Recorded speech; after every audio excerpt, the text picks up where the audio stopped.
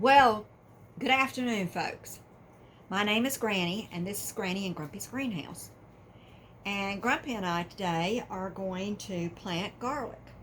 Now, right now, he's out messing with the greenhouse. Grumpy is of trying to seal off some things and stuff so that when the frost hits really hard tonight, we don't lose a couple of the things that we don't want to lose quite yet. And so anyhow, he's working on that, and he told me, he says, go ahead and get the garlic ready. So I bought these garlics last week.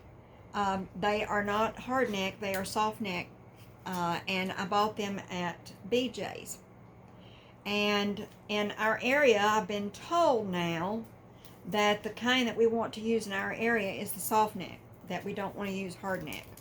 So anyhow, that's what I'm going to do here. So what you do is you take the garlic and you start to separate each one of the cloves. And so you're going to take this top thing off.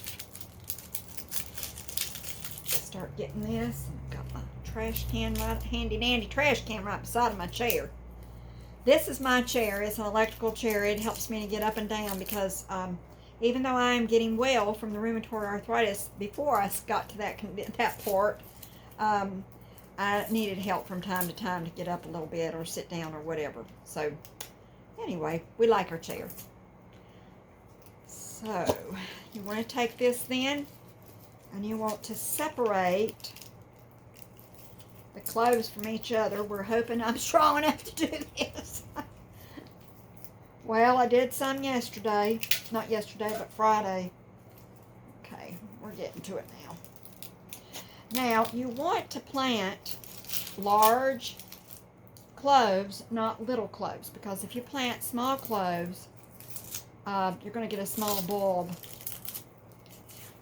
At least the research I've done and the videos I've watched says that you will get if you have a small clove, you get a small head, a small bulb. So I was thankful that these came in large things. Now this is a clove, and you can see this end has a root end, and this end would have your plant end. So when you plant it in the ground, you want to take it and put it down like this so that the roots are going down and the plant end is on the up. So we got some of that. Now there are a few small ones always, like this one. You don't want to plant that. You get nothing hardly for it. So you always want to plant as big a. These other little ones, I can save those and use for cooking. But we want to get only big ones. So we'll put one size in one place and another size in another place. And that way we'll be getting large bulbs, because I really don't want to go through all this and get hardly anything. I mean, you know, it's just not worth the effort when I can go to the store and buy it. But I do like the idea of growing my own. And Bob and I, this is something we've never been able to grow. We didn't know how. We didn't, and so we've done a lot of research on it. We know how to grow that. We didn't know how to grow onions. We never could get onions to grow. Now, I don't know if y'all know much about natural remedies. But, yes, I do use natural remedies a lot. And from here out, I will be using a lot more natural remedies. Natural remedies they take longer than the so-called medicines that people take. I don't trust medications, not anymore. Because I've had too many problems come from medications. So we would like to continue using just this.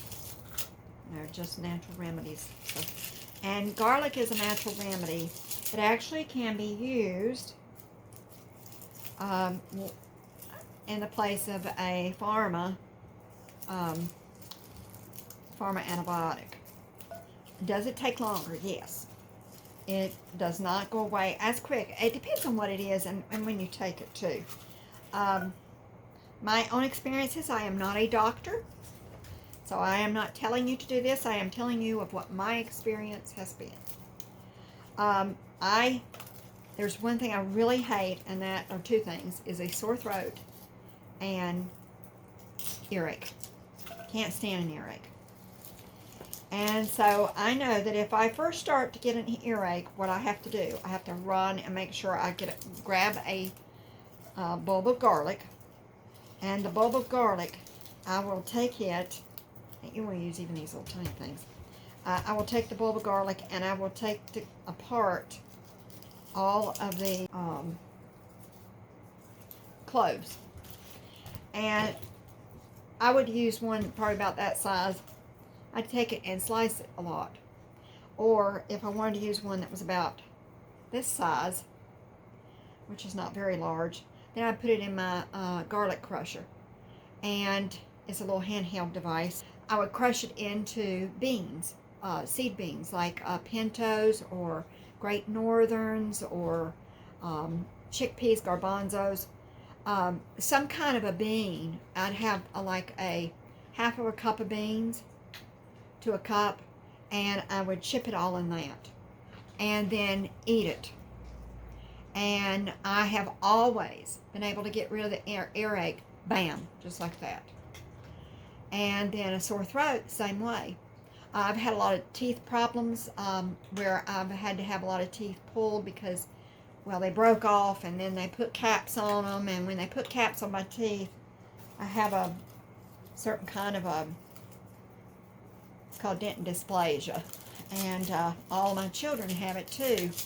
And because we have this, our teeth do not get fed enough nutrients.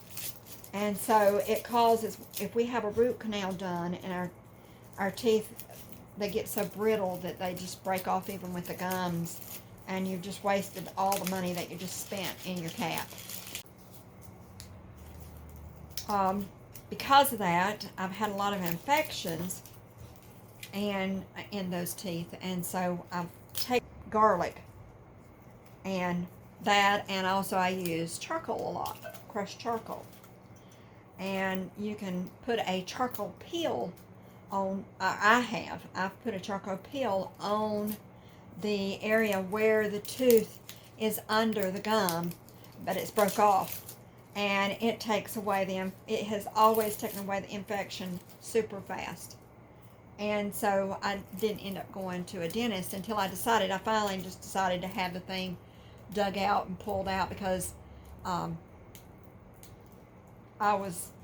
just didn't want to mess with it anymore. And so I have had that done. So here we are going to separate these two. Wow, I don't know how many I've got here, but I've got a lot. But I'm glad to have these little ones because I use those a lot there's all different kinds of mixtures you can make that I have used in the past. And I'll share those with you in time. So, this is Granny and Grumpy's greenhouse at the moment, but I am also going to be making a second YouTube channel, and it is going to be about the ketogenic vegan organic diet. And I will be sharing natural remedies and stuff with you on that particular one, not on Granny and Grumpy's greenhouse, because that hasn't anything to particularly do with the greenhouse and with raising our food and stuff. But it does have something to do, the new one will have something to do with the greenhouse itself. Because most of the things that I will be making to show y'all for this, because this is how I'm getting well. And I have to tell you, I was running yesterday in the lunchroom at church after my grandson, Ralphie, because he's 4 years old, and I was having fun with him. I was tickling him. So I thought I'd let him go and give him a chance to run away from me, and then I would chase after him and then start tickling him again, because he loves the attention.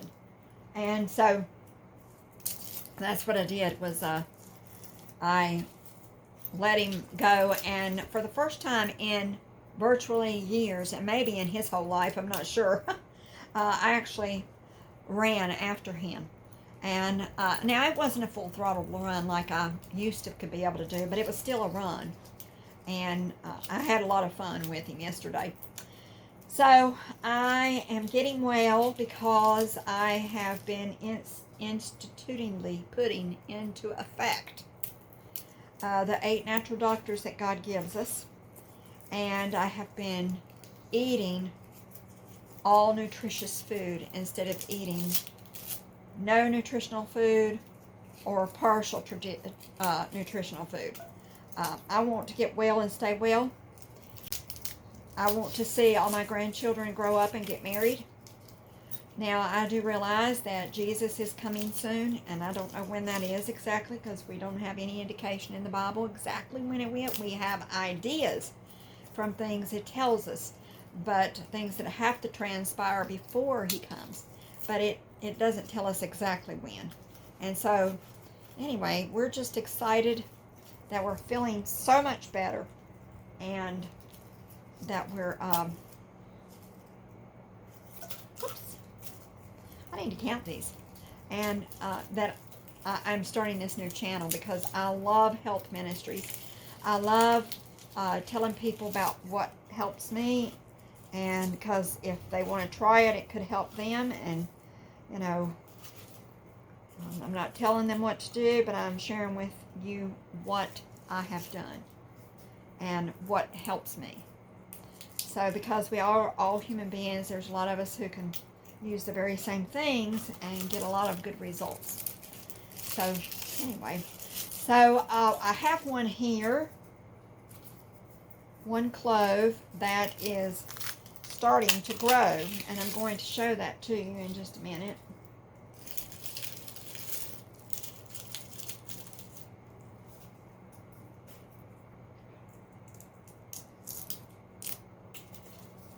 You see this particular clove is starting. We're going to put that there because I'm not sure that's going to be big enough.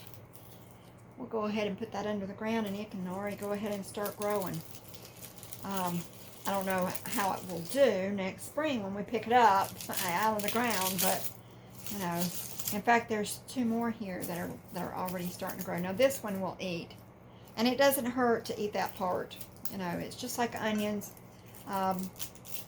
You can take onions, you know, and green onions and eat them, and well, I got a lot of skins in here.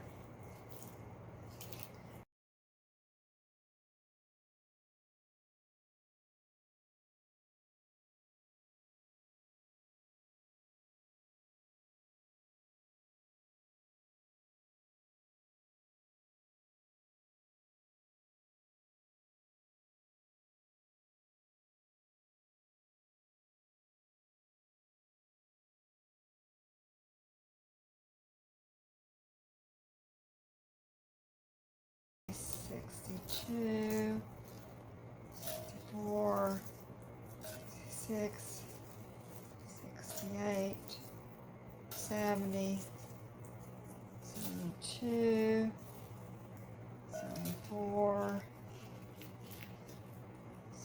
78, 80, 81. Let's pick out one of these bigger ones. 81. Yeah.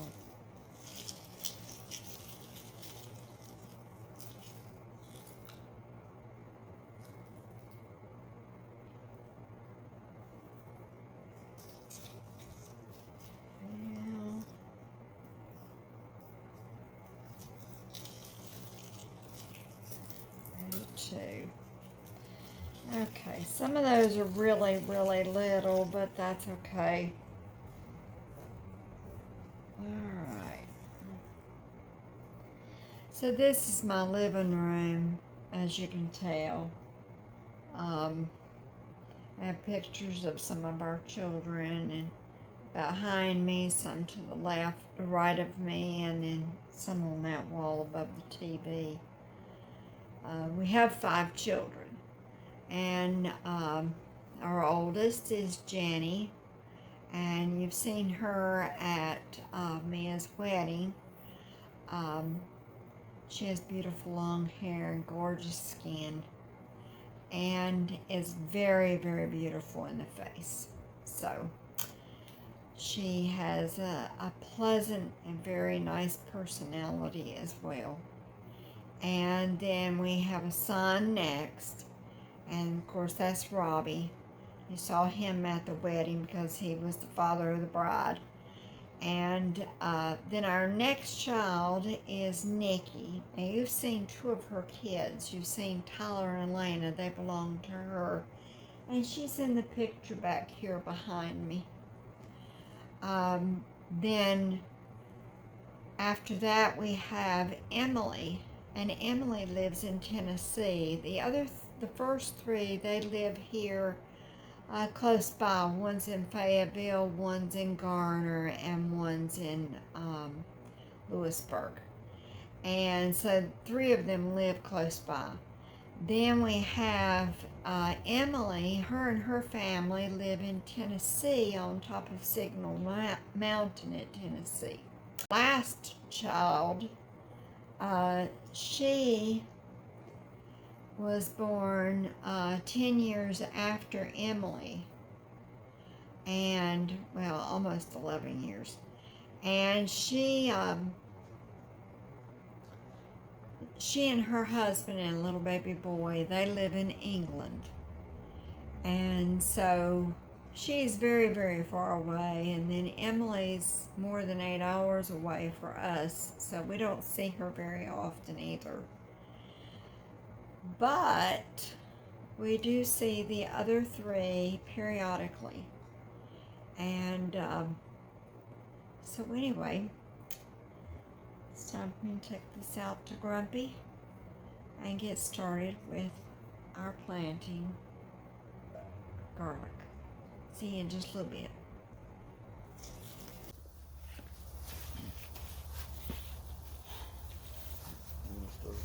So hello folks, this is Granny and Grumpy, Granny and Grumpy's greenhouse. And so now we're going to show you the rest of the story after I peeled and done the garlic up. He actually first took his rake here and he raked out the area in the bed that we're going to be using. And now he's going to make a line, and while he's making the line, I'm going to go get the garlic over at the other side and bring it over here. But he's going to make a line first, and then we're going to take this and use this as our 4-inch increment to make holes where we will plant them.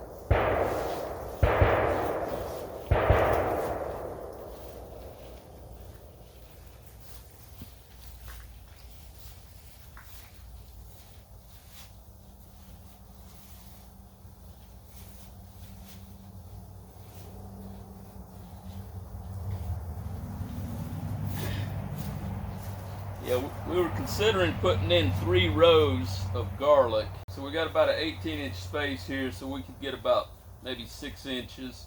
Actually, we might get 4 in there if we go 6 inches, because it's 6 inches between rows. So that would make 4 rows. So I'm going to go ahead and plan for 4 rows. The more the merrier. Let me get that marked out here.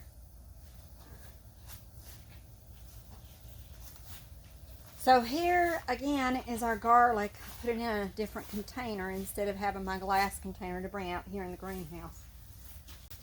We will lay these down and commence to making the holes that we need to make if I can find my stick.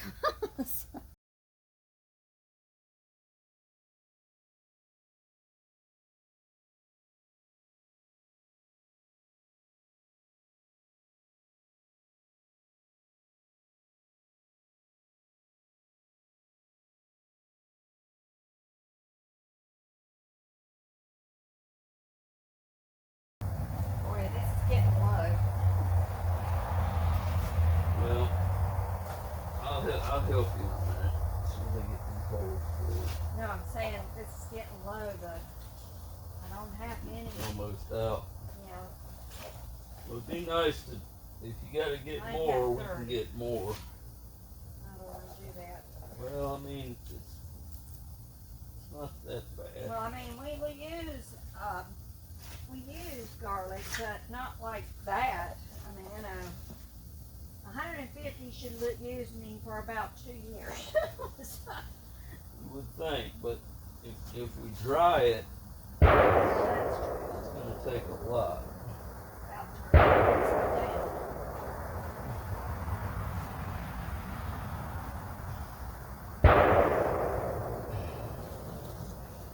You know what, Lynn? What?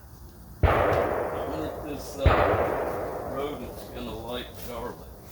Let's eat it all up. Most like that.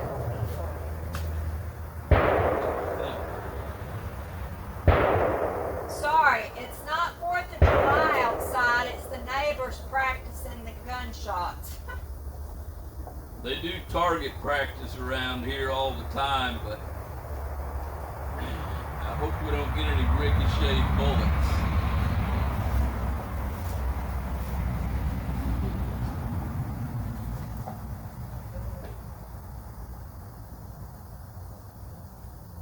All right, that one's next.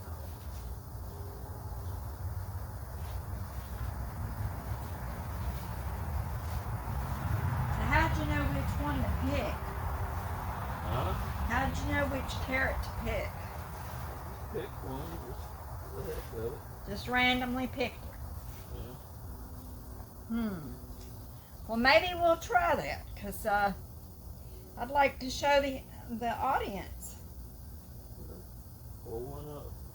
All right, here goes nothing. We'll see what happens. And how deep do you put it? Oh!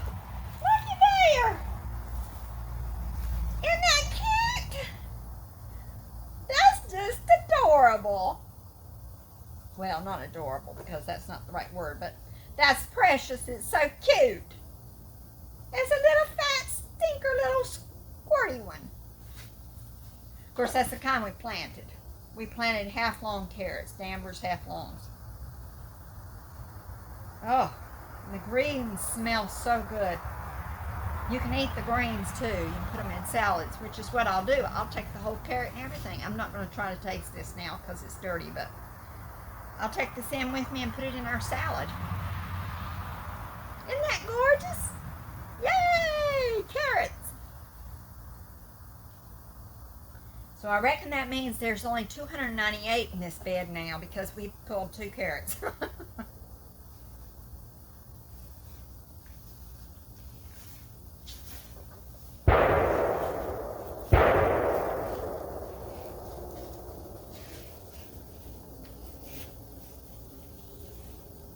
While Grandpa's finishing putting up the garlic in the holes, I wanted to show y'all, now it's not a lot of them, but these are our strawberries, the last bit of our strawberries. We still have some that I haven't picked because they weren't nearly ready enough. But these taste like pure sugar, and they have the best sweet strawberry flavor you'll ever eat. Now that's just amazing to me. So, they're really good. Even the ones that have so much white on the top of it, even that white part's sweet.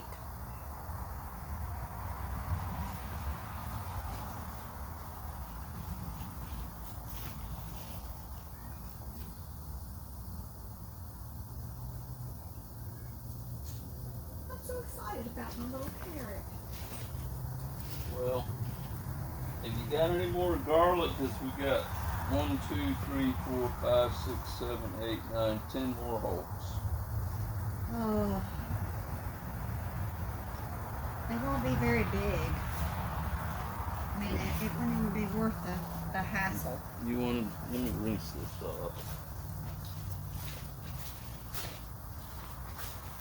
Well, it looks like he's got that part finished.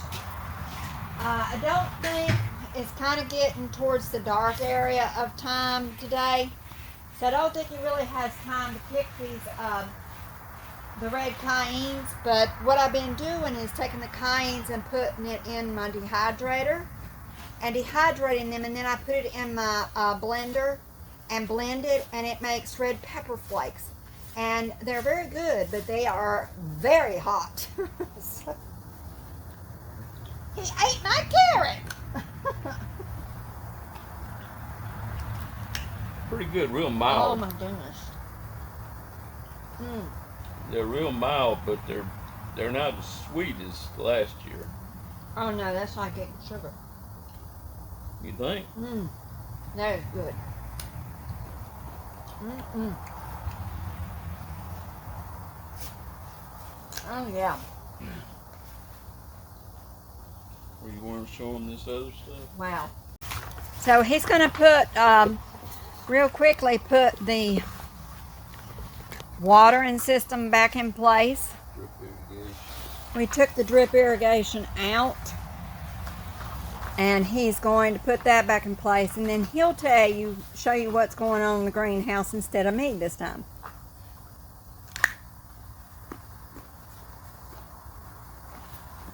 Bob, these carrots are delicious.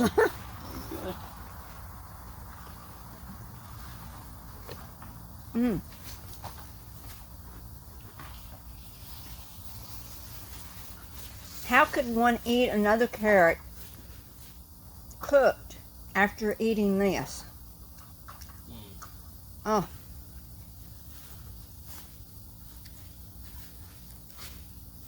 I've been working on our ventilation system for the winter. We're trying to get this all winterized so that we can keep this place a little bit warm in the wintertime. Now in the summer, what we do is we take the plastic right on out, and then there's screen on the other side over here that goes all the way down. And so in the summer you need all the ventilation you can get. So we just take the plastic right down and then put it back in the fall. But I thought this year it would probably be better to just install some Velcro so that in the summer we can just pull this guy right down and just roll it up, and then we got full screen coming through. Now what we typically do in the summertime is just take clamps, and we just clamp these things open all the way so that we've got full ventilation in the summer, and then we use the screen door over here so that we get as much airflow as possible. But in the wintertime, of course, we don't need quite as much airflow, but we do want to try to conserve the heat and keep it inside at night, especially when it gets cold. And so I figured I'd make this Velcro system that is real convertibles, in the summertime. Now these little guys right here are the motors that operate these two vents. And so what typically happens,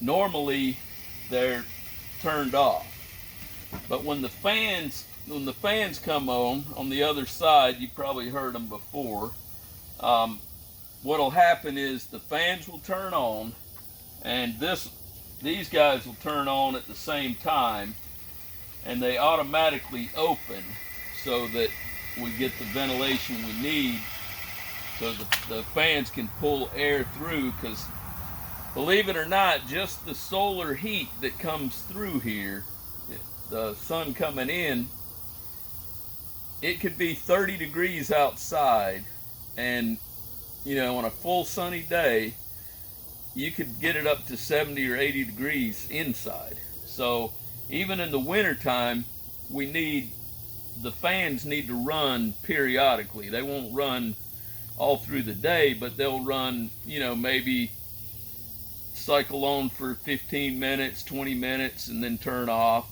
and maybe another hour or two cycle back on and off. That keeps, everything from getting too hot in here. But this guy over here, we need to get a motor for him so that he can open up as well, just to give us that extra ventilation. But that's probably going to be a project for later on, maybe next month or something. Because believe it or not, these little motors, they're $100 a piece. I mean, that's a little bit steep for something that small, but it is what it is. And I've looked around, can't find a motor for that that's much less than that. But anyway, I'm trying to get it winterized, get it ready for cold weather. We had a frost last night and expecting to go down to about 30 tonight. We didn't have any damage to our peppers or other vulnerable plants like that. So yeah, the strawberries still were going, and in about 2 more nights it's going to go down to 28. Oh, really? Yeah. Okay. Well, it's 2 or 3 nights. Typically, if it's 28 outside, it'll be maybe 32 in here or 33. So just the canopy and the heat that's already in here will keep them pretty good through the night, unless it gets way down. Like if it's in the teens, everything's gonna have frost on it. But most of the things that are growing in here can withstand a frost. I mean, carrots, kale, broccoli, cabbage, they can take a frost and just bounce right back. But when you get peppers and tomatoes, they don't fare as well. So we'll see what happens. We're going to keep picking peppers until they finally freeze out, and same with tomatoes. And so we've been blessed. We've gotten quite a bit of peppers out of here.